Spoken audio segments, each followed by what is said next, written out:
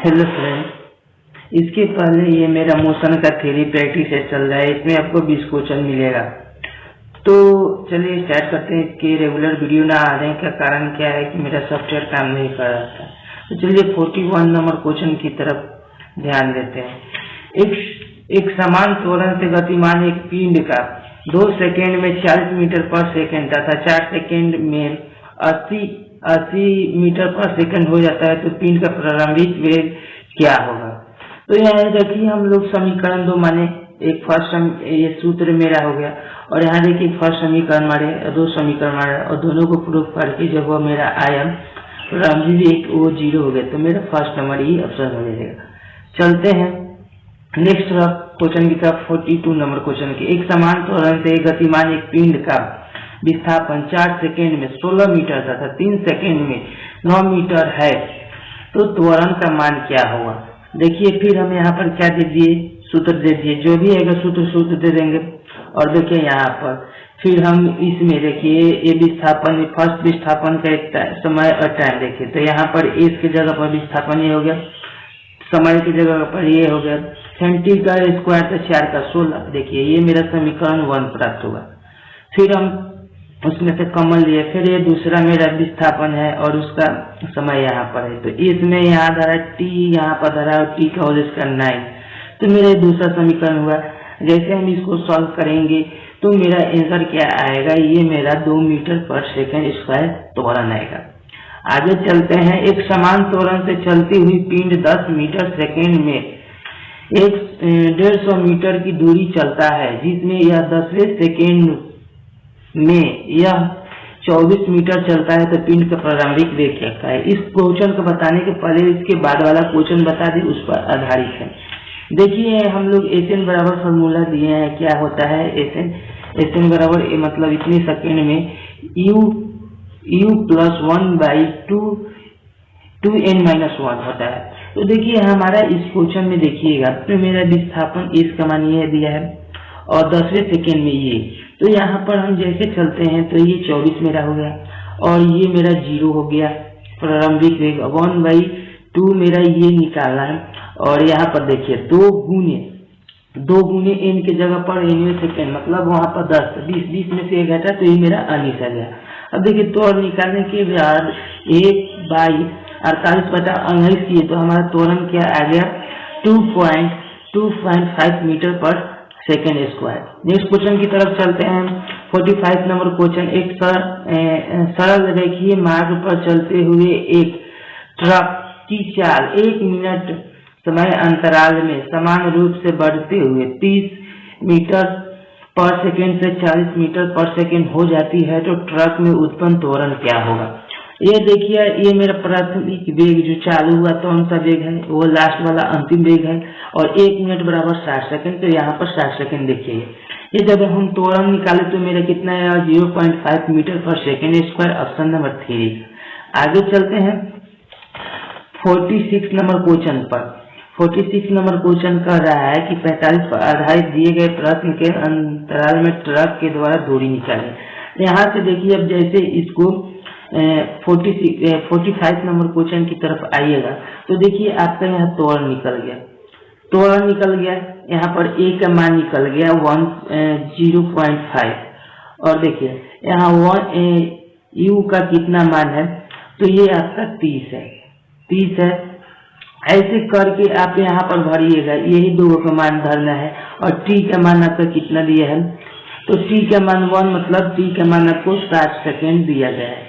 जैसे भरिएगा तो आपका कितना आंसर आएगा, ये 2700 मीटर आएगा। आगे चलते हैं 47 नंबर क्वेश्चन के तरफ। यदि एक कण अवस्था में स्थिर अवस्था में आरंभ करता है 8वें सेकेंड में 120 मीटर दूरी क्या होगा। तो यहाँ पर जो n रखे हैं, यहाँ पर आपको 8 रखना है, और ये आपका Sn बराबर 120 रखना है, और यहाँ पर 0 रखना है। जैसे इसको सॉल्व कीजिएगा तो आपका कितना आंसर आएगा 16 मीटर पर सेकेंड स्क्वायर। आगे चलते हैं। यदि 72 किलोमीटर पर घंटा के गतिमान एक रेलगाड़ी को 20 मीटर की दूरी पर स्थित एक अवस्था में लगना है, तब इसका मंदन क्या होगा।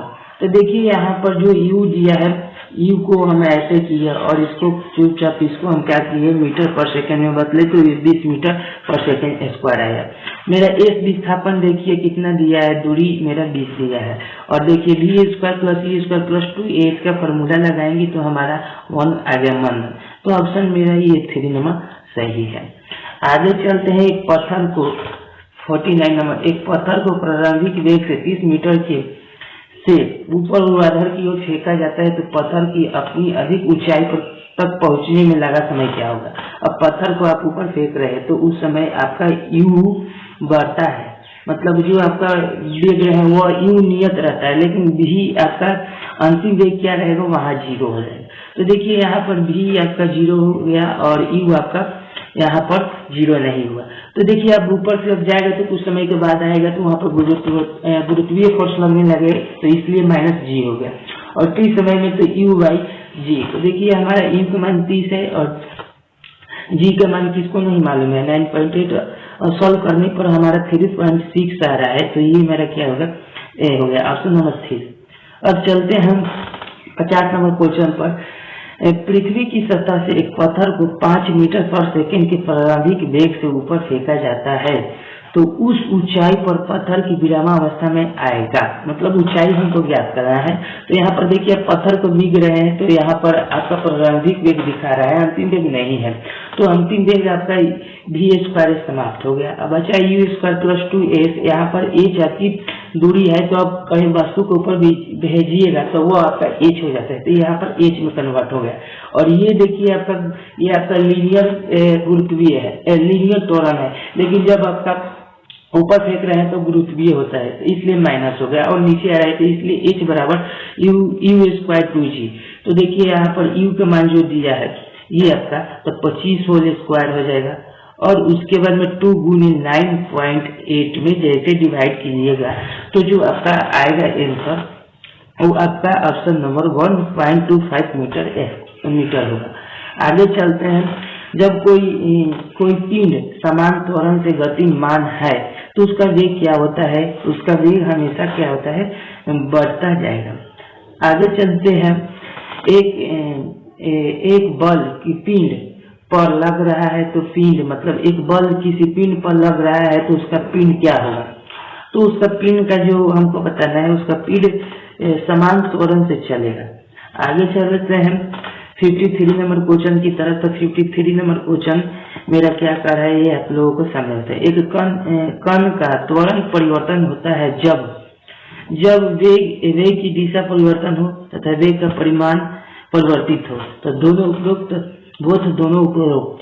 आगे चलते हैं 54 नंबर क्वेश्चन की तरफ। 54 नंबर क्वेश्चन कर रहा है किसी कण के लिए स्थित x इंफिनिटी स्क्वायर हो तो वेग क्या होगा। वेग नियत होगा कि त्वरण नियत होगा कि त्वरण परिवर्तित नहीं होगी उस कण के लिए।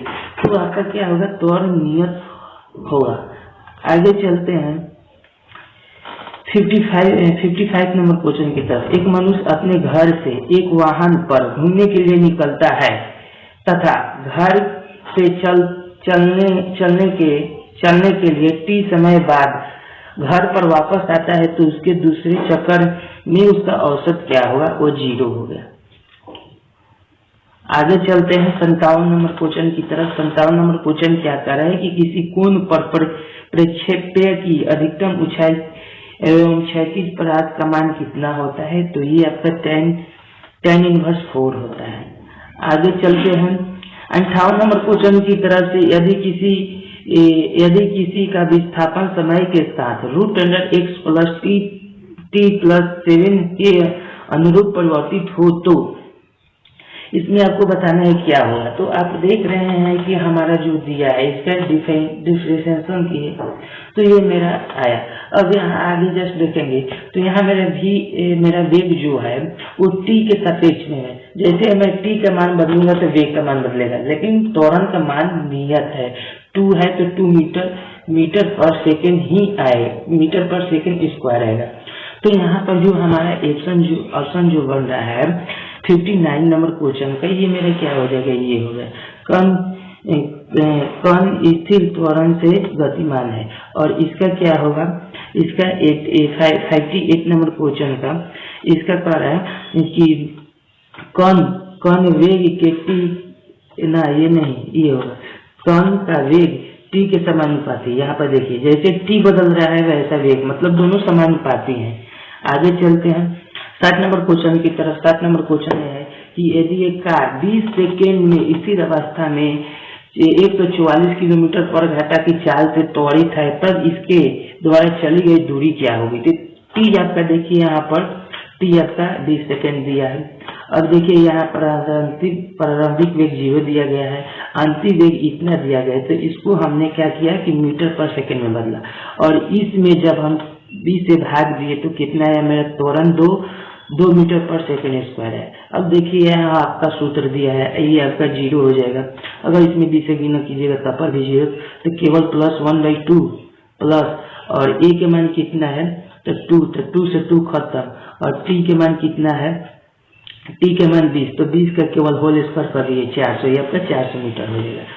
अगर हमारे YouTube चैनल पर आप नए हैं तो मेरे चैनल को सब्सक्राइब करें और बेल आइकन दबाना ना भूलिएगा, और प्लस हमारे YouTube चैनल के अबाउट में जाकर सारे सोशल मीडिया को फॉलो कर सकते हैं।